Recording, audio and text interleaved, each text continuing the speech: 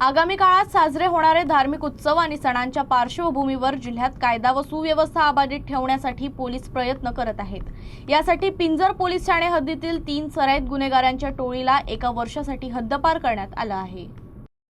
टोळी प्रमुख मंगेश प्रधान, प्रणव पटले, गणेश उजवण या तिघांना 17 जूनपासून अकोला जिल्ह्यासह लगतच्या अमरावती, वाशिम, बुलढाणा आणि यवतमाळ या जिल्ह्यांच्या हद्दीतून 1 वर्षासाठी हद्दपार करण्यात आलंय। जेव्हा एखादा गुन्हेगार एकटा नसून टोळी बनून वारंवार गुन्हे करतो आणि समाजात दहशत निर्माण करतो, तेव्हा मुंबई पोलीस कायद्याच्या कलम 55 नुसार संपूर्ण टोळीलाच जिल्ह्यातून हद्दपार केलं जातं।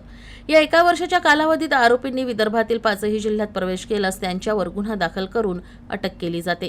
कारवाईस न जुमानणाऱ्या सराईत गुन्हेगारांची माहिती संकलित केली जात असून सण उत्सवांच्या काळात प्रतिबंधात्मक कारवाई म्हणून अशा गुन्हेगारांवर MPDA हद्दपार आणि इतर प्रचलित कायद्यान्वये कडक कारवाई केली जाणार आहे, अशी माहिती पोलीस अधीक्षक अर्चित चांडक यांनी दिली आहे।